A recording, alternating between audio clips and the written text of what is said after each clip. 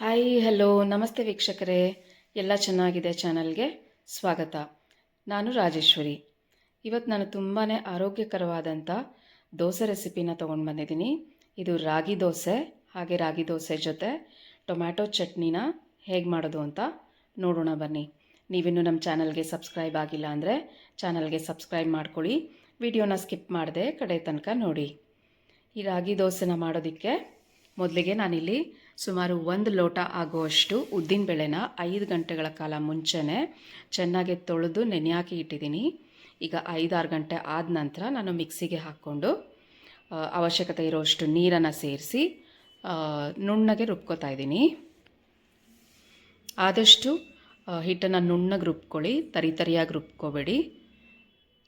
ನೋಡಿ, ಈಗ ಎಷ್ಟು ನುಣ್ಣಗೆ ಪೇಸ್ಟ್ ರೆಡಿಯಾಗಿದೆ.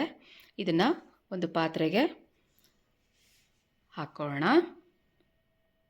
ಹಾಗೆ ನಾನು ಮಿಕ್ಕಿರುವಂಥ ಉದ್ದಿನಬೇಳೆನ ಸಹ ರುಬ್ಬಿ ಇದೇ ಪಾತ್ರೆಗೆ ಸೇರಿಸ್ಕೊಳ್ತೀನಿ.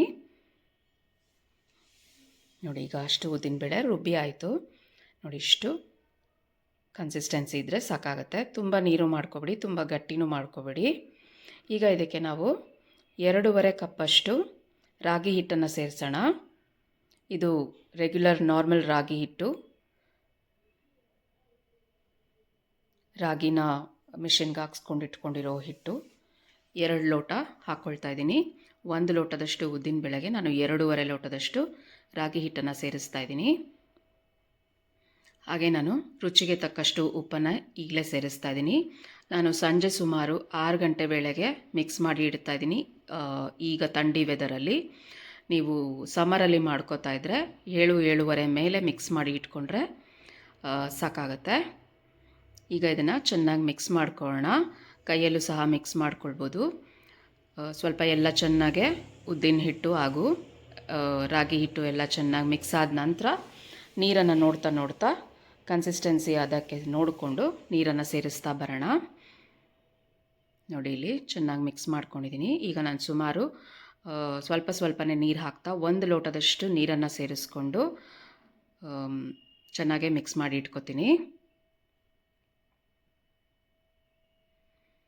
ನೋಡಿ, ಈ ರೀತಿ ಚೆನ್ನಾಗಿ ಮಿಕ್ಸ್ ಮಾಡ್ಕೊಳ್ಳಿ. ರಾಗಿ ಹಿಟ್ಟು ಮತ್ತು ಉದ್ದಿನ ಹಿಟ್ಟು ಎರಡೂ ಚೆನ್ನಾಗಿ ಕಂಬೈನ್ ಆಗುತ್ತೆ. ನೋಡಿ, ಈ ರೀತಿ ಪರ್ಫೆಕ್ಟ್ ಕನ್ಸಿಸ್ಟೆನ್ಸಿನಲ್ಲಿ, ತುಂಬ ತೆಳುಗೆ ಮಾಡ್ಕೋಬೇಡಿ. ಬೆಳಗ್ಗೆ ಫರ್ಮೆಂಟ್ ಆದ ನಂತರ ದೋಸೆ ಅದಕ್ಕೆ ಹಾಕ್ಕೊಳ್ಬೋದು ನೀರನ್ನು.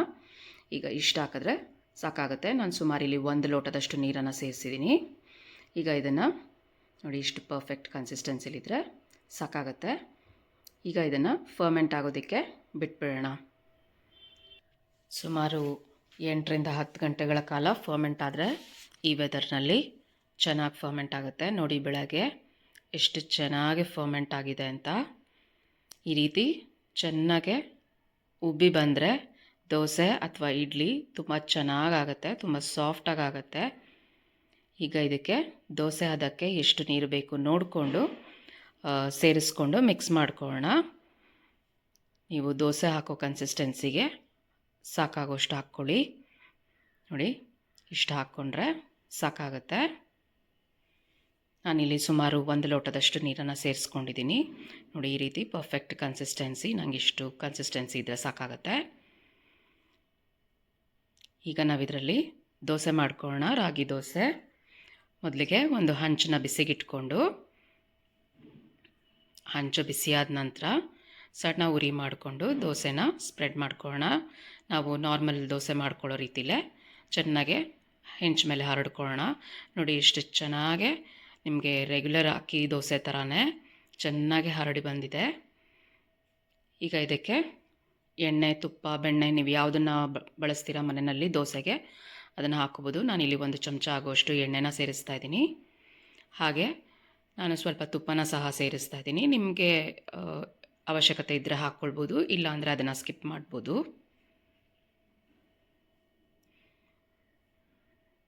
ಈಗ 2 ಬದಿ ಚೆನ್ನಾಗಿ ಬೇಯಿಸ್ಕೊಂಡ್ರೆ ನಿಮಗೆ ಕ್ರಿಸ್ಪಿ ಮತ್ತು ಟೇಸ್ಟಿಯಾಗೆ ಆರೋಗ್ಯಕರವಾದಂಥ ರಾಗಿ ದೋಸೆ ತಿನ್ನೋದಕ್ಕೆ ರೆಡಿ ಆಗುತ್ತೆ. ನೋಡಿ, ಏನೂ ಕಷ್ಟಪಡಬೇಕಾಗಿಲ್ಲ, ಎಷ್ಟು ಚೆನ್ನಾಗಿ ಎದ್ದು ಬರ್ತಾ ಇದೆ ದೋಸೆ.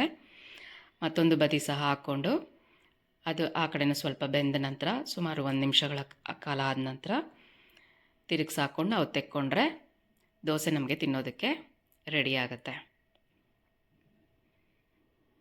ನೋಡಿ, ಈಗ ಈ ಕಡೆನೂ ಸಹ 1 ನಿಮಿಷಗಳ ಕಾಲ ಬಿಟ್ಟು ದೋಸೆನ ನಾವು ತೆಕ್ಕೊಳ್ಳೋಣ. ಈ ದೋಸೆ ಎಲ್ಲರಿಗೂ ಇಷ್ಟ ಆಗುತ್ತೆ. ಡಯಾಬಿಟಿಕ್ ಫ್ರೆಂಡ್ಲಿ ರಾಗಿ ದೋಸೆ ನಿಮಗೆಲ್ರಿಗೂ ತಿಳಿದಿರೋ ಹಾಗೆ ನೀವು ಸಹ ಒಮ್ಮೆ ಮನೆಯಲ್ಲಿ ಈ ರೀತಿ ಟ್ರೈ ಮಾಡ್ಕೊಳ್ಳಿ. ಹೇಗೆ ಬಂತು ಅಂತ ಕಮೆಂಟ್ ಸೆಕ್ಷನಲ್ಲಿ ತಿಳಿಸಿ.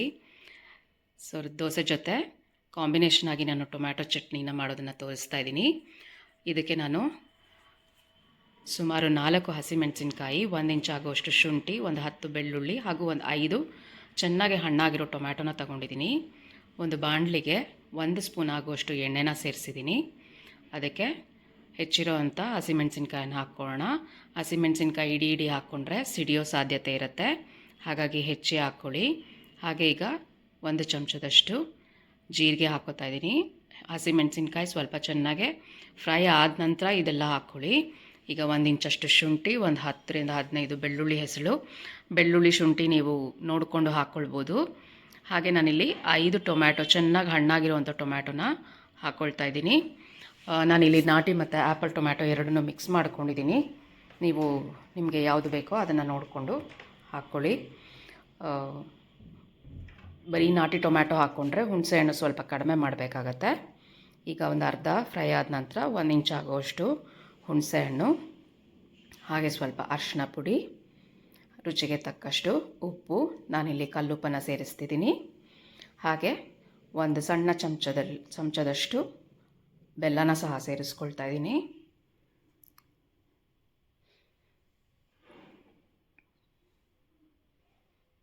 ಈಗ ಇದಿಷ್ಟನ್ನು ಮತ್ತೆ ಚೆನ್ನಾಗಿ ಎಲ್ಲ ಮಿಕ್ಸ್ ಮಾಡ್ಕೊಳ್ಳೋಣ. ಮೀಡಿಯಮ್ ಉರಿನಲ್ಲೇ ಟೊಮ್ಯಾಟೊ ಚೆನ್ನಾಗಿ ಬೆಂದು ಬರೋಷ್ಟು ಹುರ್ಕೊಳ್ಳಿ. ಸುಮಾರು ಒಂದು 5 ನಿಮಿಷ ಹಿಡಿಯುತ್ತೆ ನಿಮಗೆ ಈ ಪ್ರಾಸೆಸ್ನ ಮಾಡೋ ಅಷ್ಟರಲ್ಲಿ. ನೋಡಿ, ಈಗ ಆಲ್ಮೋಸ್ಟ್ ಮುಕ್ಕಾಲು ಟೊಮ್ಯಾಟೊ ಫ್ರೈ ಆಗಿದೆ. ಈಗ ಒಂದು ದೊಡ್ಡ ಇಡಿ ಆಗುವಷ್ಟು ಕೊತ್ತಂಬರಿ ಸೊಪ್ಪನ್ನು ಚೆನ್ನಾಗಿ ತೊಳೆದು ಕಡ್ಡಿ ಜೊತೆನೇ ಹಾಕ್ಕೊಂಡಿದ್ದೀನಿ. ಇದು ಸಹ ಚೆನ್ನಾಗೆ ಫ್ರೈ ಆಗಿ ಸಾಫ್ಟ್ ಆಗಲಿ ಅಷ್ಟು ಫ್ರೈ ಮಾಡ್ಕೊಳ್ಳೋಣ. ಅಷ್ಟರಲ್ಲಿ ಮಿಕ್ಕಿರೋ ಟೊಮ್ಯಾಟೊ ಸಹ ಪೂರ್ತಿಯಾಗಿ ಬೆಂದ್ಕೊಳ್ಳುತ್ತೆ.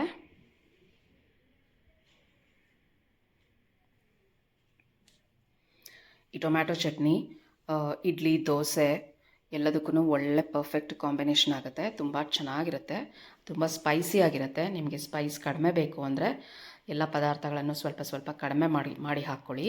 ನೋಡಿ, ಇಷ್ಟು ಬೆಂದರೆ ಸಾಕಾಗತ್ತೆ. ಈಗ ಸ್ಟವ್ ಆರಿಸ್ಕೊಂಡು ಸ್ವಲ್ಪ ತಣ್ಣಗಾದ ನಂತರ ನೀರೇನು ಸೇರಿಸ್ದಿರೆ ಮಿಕ್ಸಿನಲ್ಲಿ ಫೈನ್ ತರಿಯಾಗಿಯೇ ಪೇಸ್ಟ್ ಮಾಡ್ಕೊಳ್ಳೋಣ. ತುಂಬ ಫೈನ್ ಪೇಸ್ಟ್ ಏನು ಬೇಕಾಗಿಲ್ಲ. ಈಗ ಅದಕ್ಕೆ ಒಂದು ಒಗ್ಗರಣೆನ ಹಾಕ್ಕೊಂಡ್ರೆ ಟೊಮ್ಯಾಟೊ ಚಟ್ನಿ ರೆಡಿ ಆಗುತ್ತೆ. ನಾನಿಲ್ಲಿ ಒಂದು ಪ್ಯಾನ್ಗೆ 1 ರಿಂದ 2 ಟೇಬಲ್ ಚಮಚ ಆಗುವಷ್ಟು ಎಣ್ಣೆ, ಸ್ವಲ್ಪ ಸಾಸಿವೆ, ಸ್ವಲ್ಪ ಉದ್ದಿನಬೇಳೆ, 1 ಒಣಮೆಣಸಿನ್ಕಾಯಿ, ಹಾಗೆ ಸ್ವಲ್ಪ ಕರಿಬೇವಿನ ಸೊಪ್ಪನ್ನು ಸೇರಿಸ್ತಾ ಇದ್ದೀನಿ. ಇದಿಷ್ಟು ಒಗ್ಗರಣೆನ ನಾವು ಚಟ್ನಿಗೆ ಹಾಕ್ಕೊಳ್ಳೋಣ.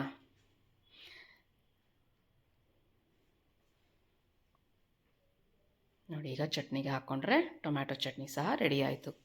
ಇದೇ ರೀತಿ ಮತ್ತಷ್ಟು ರೆಸಿಪೀಸ್ನ ನಾವು ನಮ್ಮ ಚಾನಲ್ನಲ್ಲಿ ಪೋಸ್ಟ್ ಮಾಡ್ತಾ ಇರ್ತೀವಿ. ಚಾನಲನ್ನು ಫಾಲೋ ಮಾಡಿ, ಲೈಕ್ ಮಾಡಿ, ಶೇರ್ ಮಾಡಿ, ಹಾಗೆ ಚಾನಲ್ಗೆ ಸಬ್ಸ್ಕ್ರೈಬ್ ಮಾಡೋದನ್ನು ಮರಿಬೇಡಿ. ಸೊ ರಾಗಿ ದೋಸೆ ಜೊತೆ ಟೊಮ್ಯಾಟೊ ಚಟ್ನಿ ರೆಡಿ ಆಯಿತು.